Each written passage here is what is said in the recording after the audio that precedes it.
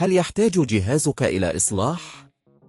نوفر تشخيصا مجانيا بدون مكالمات أو تنقل. نستلم الجهاز من باب منزلك ونعيده إليك بعد الانتهاء. قبل الإصلاح نرسل لك تقدير التكلفة ونبدأ العمل فقط بعد موافقتك. خدمة بسيطة وشفافة واحترافية. الرابط موجود في الوصف. إذا كنت تواجه مشكلات في بطارية الكونغا 3090 فلا داعي للقلق. سنرشدك خلال خطوات استبدال البطارية بسهولة وبساطة. قبل البدء تأكد من أن لديك الأدوات اللازمة، وهي مفك براغي مناسب، بطارية جديدة متوافقة مع كونغا 3090، قفازات للحماية، قطعة قماش نظيفة. خطوة 1: تشخيص المشكلة. قبل أن نبدأ في استبدال البطارية يجب التأكد من أن المشكلة فعلا تتعلق بالبطارية.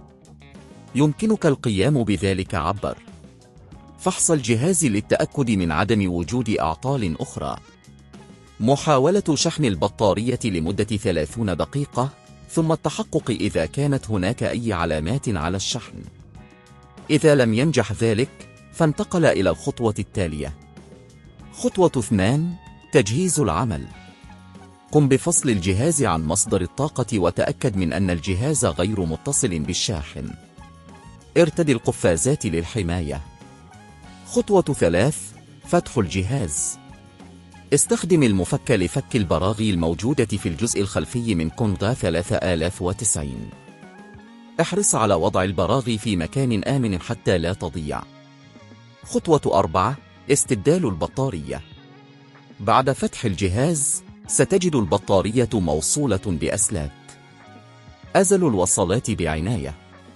قم بإخراج البطارية القديمة واستبدلها بالبطارية الجديدة. تأكد من توصيل الأسلاك بشكل صحيح. خطوة 5: إعادة تجميع الجهاز. بعد استبدال البطارية أعيد تجميع الجهاز بإعادة البراغي إلى أماكنها الصحيحة. تأكد من إحكام الربط دون ضغط زائد على البراغي. خطوة 6: اختبار الجهاز. قم بتوصيل الجهاز بمصدر الطاقة وشحنه لمدة قصيرة. تحقق من أن الشاشة تعمل وأن الجهاز يستجيب بشكل صحيح.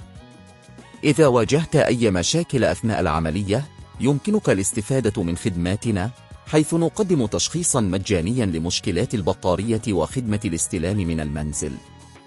سنقوم بتقدير التكلفة قبل أي إصلاح، مما يضمن لك الشفافية والراحة. استبدال بطارية كونغا 3090 يمكن أن يكون مهمة بسيطة إذا تم اتباع الخطوات الصحيحة. نأمل أن يكون هذا الدليل قد ساعدك في إتمام العملية بنجاح. هل يحتاج جهازك إلى إصلاح؟ نوفر تشخيصا مجانيا بدون مكالمات أو تنقل. نستلم الجهاز من باب منزلك ونعيده إليك بعد الانتهاء. قبل الإصلاح نرسل لك تقدير التكلفة ونبدأ العمل فقط بعد موافقتك. خدمة بسيطة وشفافة واحترافية. الرابط موجود في الوصف.